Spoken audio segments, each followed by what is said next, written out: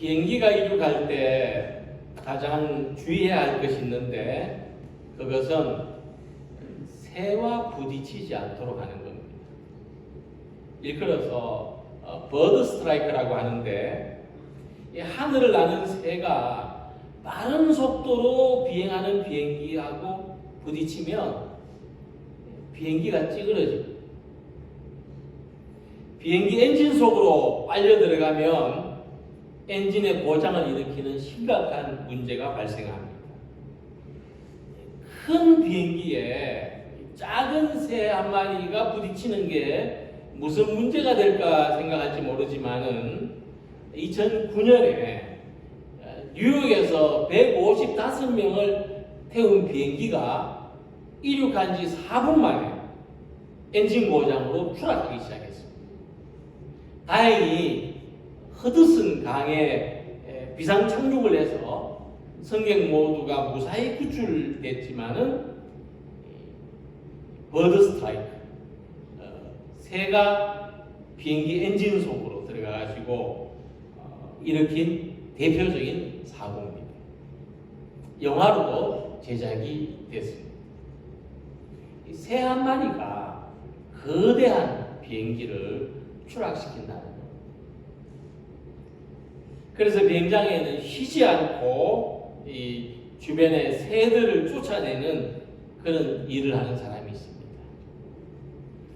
작은 불씨가 온 산을 태우고 말 한마디가 큰 싸움을 일으키고 사소한 습관 하나가 전체 삶을 무너뜨린다는 사실을 깊이 생각해야 하는 것입니다. 함께 읽은 말씀에서 예수님은 바리새인과 사두개인의 누룩을 주의하라고 가르치십니다. 여기서 말씀하시는 누룩은 빵을 상하게 하는 곰팡이와 같은 것이기 때문에 제자들은 예수님이 빵을 상하지 않게 잘 간수하라고 하시는구나. 그러고 보니 우리가 빵을 놔두고 왔네 하고 생각했습니다. 하지만 예수님께서 이 말씀을 하신 뜻은 바리새인과 사두개인의 교훈, 썩은 교훈을 주의하라 하신 것입니다. 12절에서 그제서야 제자들이 떡의 누룩이 아니요 바리새인과 사두개인들의 교훈을 삼가라고 말씀하신 줄 깨달으니라고 했습니다. 사두개인과 바리새인의 잘못된 온 그리고 올바르지 않은 행동을 뜻합니다. 예수님은 당시 대다수의 유대 백성들이 바리새인과 사두개인들이 가진 잘못된 믿음과 행동을 본받지 않도록 경계하신 것입니다. 복음서를 보면요, 이 바리새인과 사두개인들은 당시 유대 사회의 지도층들입니다. 그런데 그들은 예수님을 불신하고 예수님을 배척하는데 앞장섰습니다. 그들은 예수님이 아무리 진리를 말씀하셔도 예수님을 시험하려고만, 트집 잡으려고만 했지 믿으려고 하지 않았습니다. 그들이 표적을 구한 것, 예수님에게 기적을 한번 일으켜 봐 주십시오라고 한 것도 믿음을 가지기 위해서가 아니라 예수님을 걸고 넘어지게 하기 위해서입니다. 특히 당시 바리새인들은 형식적인 신앙을 가지고 있었습니다. 사람들 앞에서는 경건하고 율법을 잘 지키는 사람들처럼 보였는데 어디까지나 그것은 다른 사람들한테 보여주기 위한 것에 불과했습니다. 그래서 예수님은 그들의 실체를 회칠한 무덤과 같다고 했습니다. 겉은 멀끔해 보이지만 속은 썩어 있는 그런 바리새인들의 모습을 지적하신 것입니다. 사두개인들은 자기들이 제사장 가문이라는 종교적인 정통성을 주장했습니다. 우리 조상이 사도, 제사장 아니냐. 우리는 제사장 집안이다. 하지만 그것은요, 그들이 어떤 그 종교적인 모범이 된다든지 종교적으로 헌신한다든지 하기 위해서 말한 것이 아니라 그런 종교적인 배경을 이용해서 정치적인 권력을 가지기 위해서. 아무래도 이 민족을 우리가 대표해야 되지 않느냐. 그래서 사두개인들은 신앙의 전통을 이어가는 것보다도 그것으로 세속적인 이익을 얻는 것에 더 관심이 있었습니다. 자, 이같이 예수님 주변에는 믿음과 불신의 아주 대조적인 사례가 드러나고 있습니다. 전혀 믿음을 기대할 수 없는 한 이방 여인이 큰 믿음을 가지고 칭찬을 받는가 하면 유대인들의 인정과 존경을 받고 있으면서도 하나님이 보내신 구세주를 배척하는 바리새인과 사두개인들이 있었던 것입니다. 함께 읽은 말씀은 이 두 가지의 극명한 대조를 통해서 과연 어떤 사람이 진정한 믿음을 가진 사람인가, 과연 어떤 것이 진정한 믿음인가를 우리들에게 보여주고 있습니다. 자, 오늘 본문의 말씀을 통해서 볼 때 예수님을 믿는 사람과 예수님을 믿지 않는 사람에게서 볼 수 있는 가장 큰 특징이 있습니다. 예수님을 믿는 사람들은 믿음을 가지기 위해서 증거를 요구하지 않습니다. 그냥 순순히 믿습니다. 저 사람들 참 이상하다, 바보 아니야 할 만큼 순순하게 믿습니다. 또 간절하게, 절실하게 믿습니다. 그런데 예수님 믿지 못하는 사람들은 증거를 요구합니다. 물론 비난받을 일은 아닙니다. 예수님의 제자 도마가 부활하신 예수님의 손에 그 못자국과 옆구리에 장자국을 만져보고 믿겠다고 했을 때 예수님께서도 그래, 만져보고 믿는 자가 되라 하고 말씀하셨습니다. 이처럼 어떤 사람에게는 증거가 믿음을 가지는데 큰 역할을 하기도 합니다. 근데 본문 1절에 이 바리새인과 사두개인들이 예수님을 찾아와서 하늘로부터 오는 표적을 청했다고 했습니다. 신기한 기적을 한번 보여달라고 했습니다. 표면적으로는 예수님께서 기적을 보여주시면 우리가 예수님을 믿겠습니다. 정말 예수님이 하나님의 아들이시고 구세주라는 것을 믿겠습니다 하는 그런 말입니다. 그런데 그들이 예수님한테 이 기적을 요구한 이면에는 순수하지 못한 의도가 있습니다. 예수를 시험하여라고 했습니다. 테스트한다. 그들은 처음부터 예수님을 믿으려는 마음이 없었습니다.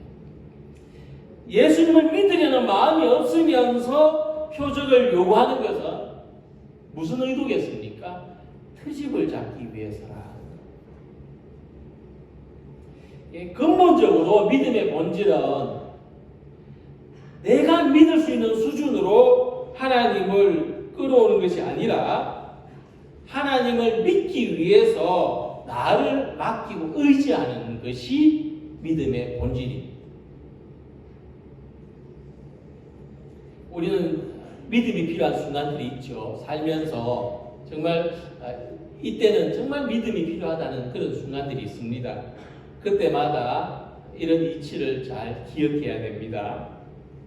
성경에 보면은 귀신 들린 아들을 둔 아버지가 있었는데 이 아버지가 정말 믿음이 필요한 일 앞에서 뭐라고 했습니까? 자기한테 믿음이 없다는 것을 시인하고 주님, 내 믿음 없는 것을 도와주소서라고 했습니다. 그는 믿음이 생기지 않는 것을 예수님의 탓으로 돌리고 예수님 내가 좀 믿을 수 있게 해주십시오라고 하지 않았습니다. 그래서 마가복음 9장 24절 보면 그 아이의 아버지가 소리질러 이르되 내가 믿나이다, 나의 믿음 없는 것을 도와주소서. 그래서 창세기 5장 15장 6절의 말씀에 보면 아브라함이 하나님을 믿으니 하나님께서 이것으로 아브라함을 인정해 주셨다는 말씀이 있습니다.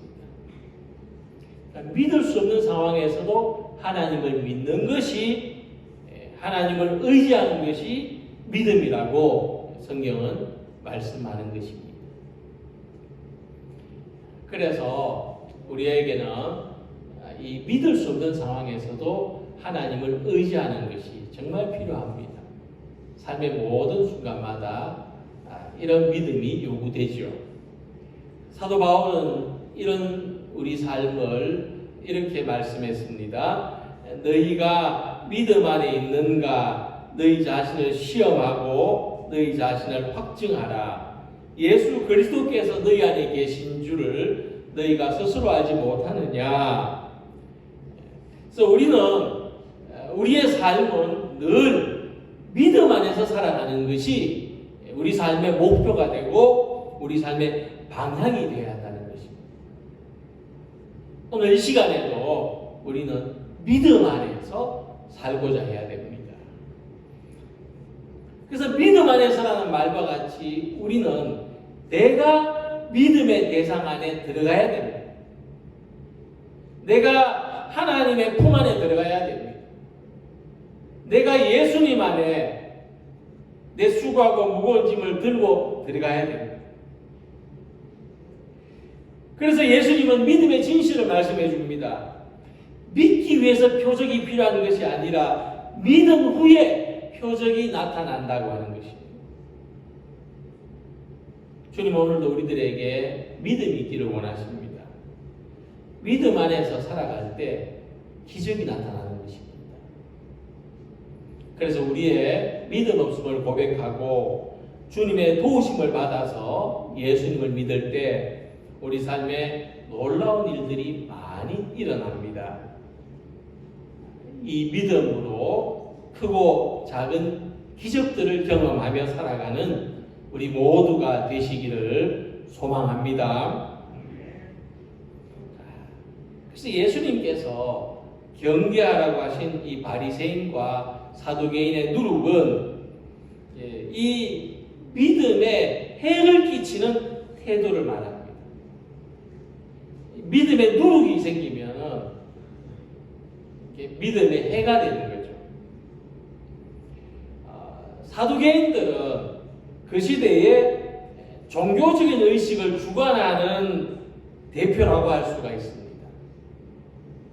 종교적인 형식의 대표적인 사람들이죠. 그럼 내용의 대표적인 사람들은 누구냐면 바리새인들입니다. 이 바리새인은 율법과 성경 말씀을 해석하고 가르치는 일을 했습니다.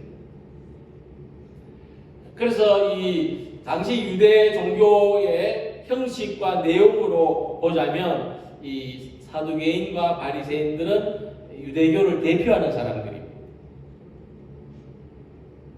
종교 지도자였죠. 근데 예수님은 이 사람들의 믿음이 상하고 부패했다고 말씀하십니다. 우리 경험하고 비슷한데 유대인들도 매번 식사할 때마다 빵을 굽는 것이 아니고 미리 빵을 구워 놓습니다. 그래서 빵을 쌓아놓죠. 구워가지고 이제 안식일 전에 특히 그렇습니다. 안식일에는 불을 피워도 안 되고 빵을 구워도 안 되기 때문에 미리 안식일 날 먹을 빵까지 미리 구워 놓습니다. 근데 우리도 예전에는 미리 밥을 해놓고 매 끼니 때마다 밥을 하지 않고 한번 해놓은 밥을 하루 동안 먹든지 또는 이틀 사흘까지도 먹곤 했습니다. 근데 무엇을 주의해야 됩니까? 밥이 쉬지 않도록 주의를 해야 되죠. 이처럼 유대인들도 미리 빵을 구워놓고 이 빵이 상하지 않도록 잘 살펴봤습니다. 그래서 비유하자면 이 빵 중에 바리새인과 사두개인이라는 빵에 누룩이 생겨버려요. 곰팡이가 핀 거예요. 그럼 어떻습니까? 이 빵에 곰팡이가 생기면은 이 밑에 깔린 이 사두개인 빵, 바리새인 빵에 곰팡이가 생기면은 다른 빵으로 옮겨갈까요? 그냥 거기만 곰팡이가 생길까요? 다른 빵으로 번집니다. 그러니까 이미 상한 빵이 생겼어요. 그러니까 다른 빵들이 같이 상하지 않도록 주의해야 된다 하는 말씀입니다. 그래서 예수님의 이 말씀은요, 듣는 사람들한테 상당히 경계심을 불러일으킵니다.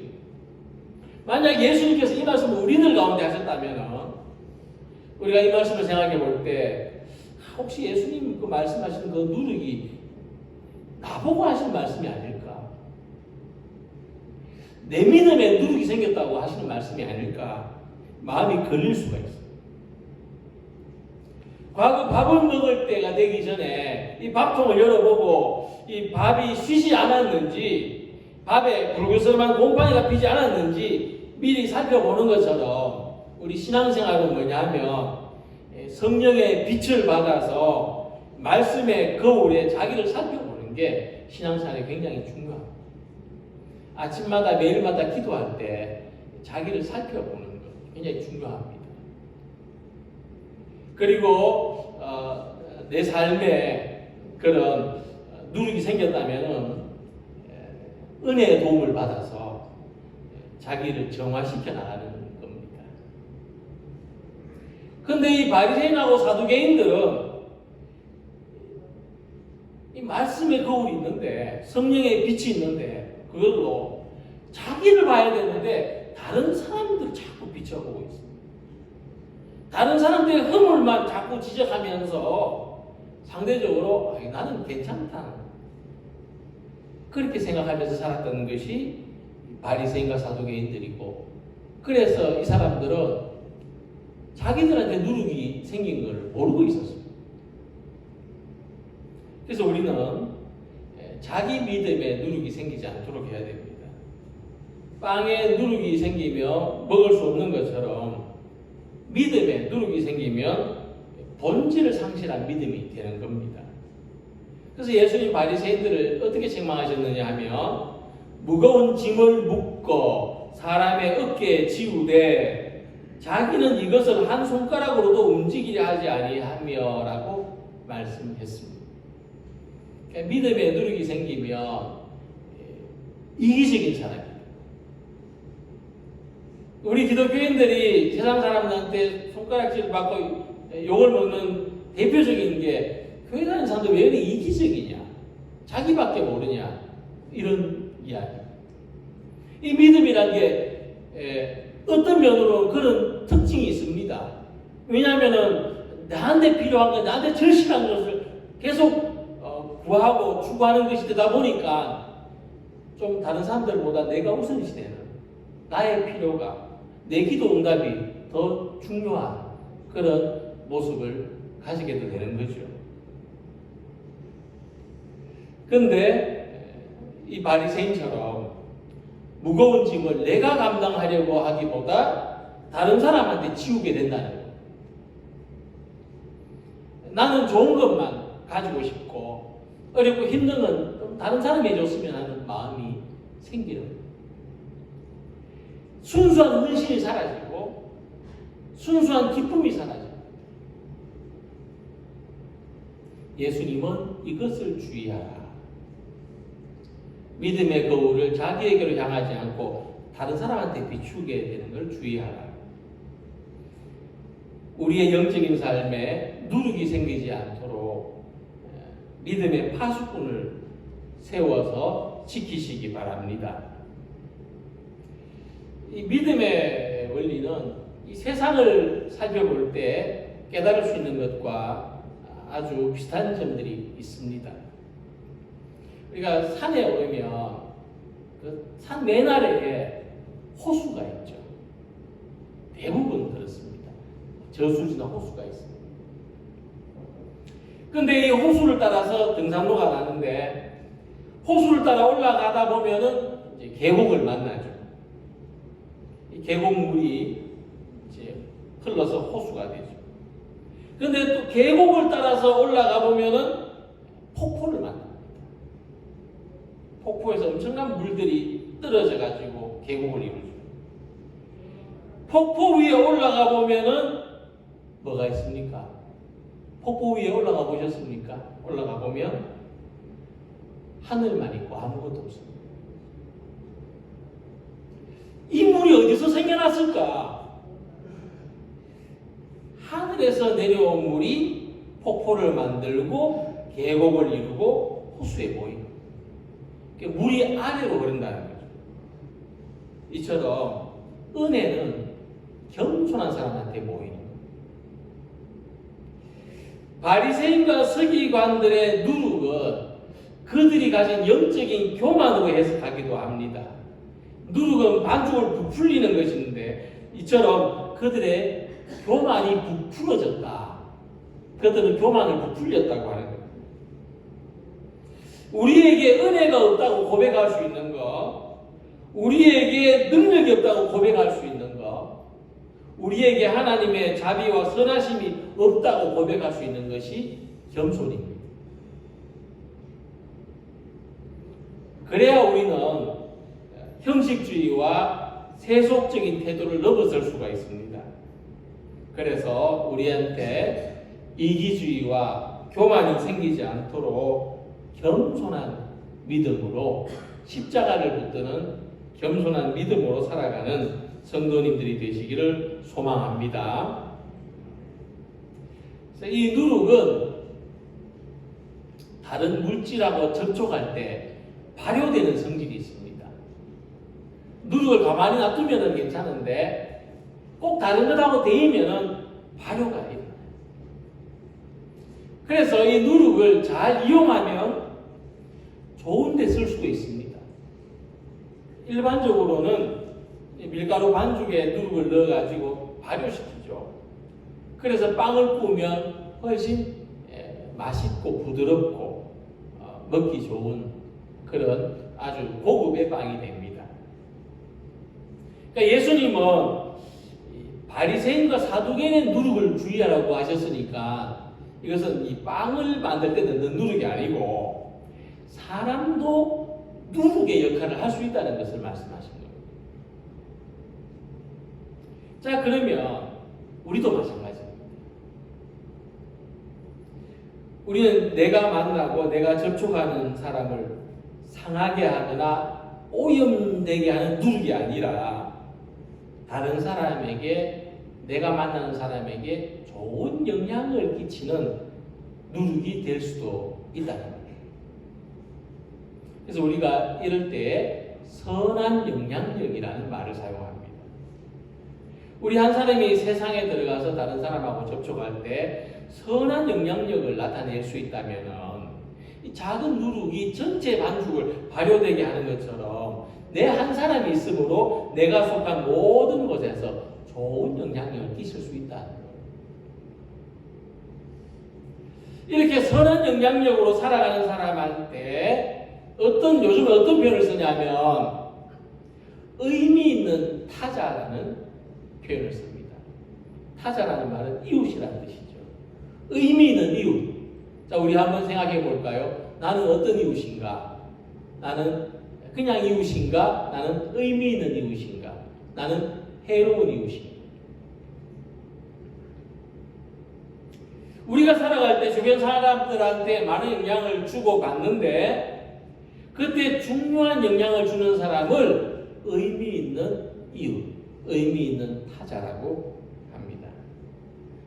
의미 있는 타자는 어떤 사람이냐? 다른 사람에게 정신적인 지주가 되기도 합니다. 그냥 그 사람은 자기 자리에서 살아갈 뿐인데 다른 사람들이 의지합니다. 좋은 본을 보고 배웁니다. 교회에서는 다른 사람들한테 신앙적으로 좋은 영향력을 줄 수 있습니다.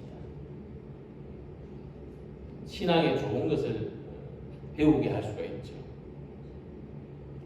우리 개화기의 선각자 중에 유명한 그 남강 이승훈 선생이라는 분이 있는데 이분은 어느 날 도산 안창호 선생, 독립운동가죠. 도산 안창호 선생의 연설을 듣고 변화가 됐어요. 기독교 신자가 됐어요. 그리고 자기 고향에 평안북도 정주라고 하는 곳에 오산교회를 세웠습니다. 그리고 자기 사재를 들어서 이 사람이 장사를 했는데 돈을 꽤 많이 벌었나 봐요. 오산학교라는 데를 세웠습니다. 학교를 세웠어요.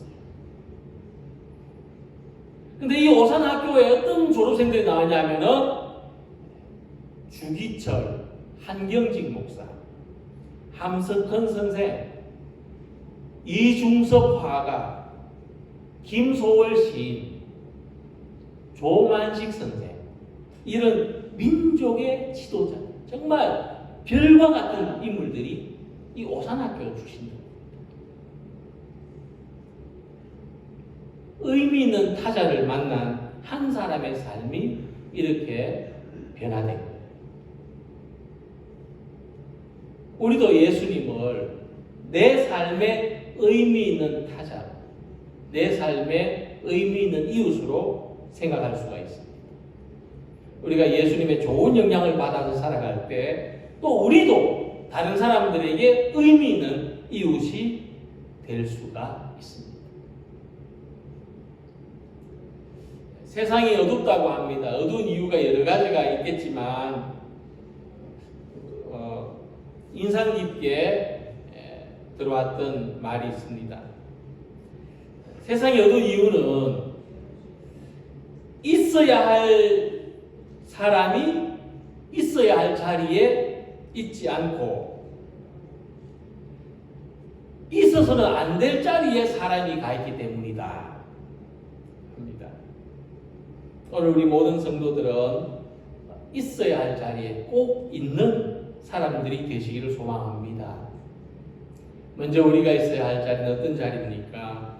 예배의 자리, 나눔의 자리, 섬김의 자리에 꼭 섬기는 자리에 누가 있느냐 봤더니 예수 믿는 사람이 있더라.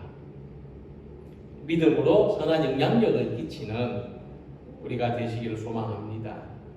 주님을 믿는 우리들과 교회가 세상에서 선한 영향력을 발휘하는 존재가 또 믿음의 공동체 안에서 서로에게 좋은 영향을 주는 우리 성도들로 살아가시기를 소망합니다. 그래서 우리가 매 순간 믿음 안에서 살아가야 할 것인데 은혜가 보이고 덕이 쌓이는 겸손한 믿음의 사람들이 되시기를 소망합니다. 교회 안에서 우리가 있는 모든 곳에서 의미 있는 존재가 되셔서 선한 영향력을 끼치는 이웃으로 살아가는 우리 모두가 되시기를 주님의 이름으로 기원합니다. 기도드리겠습니다.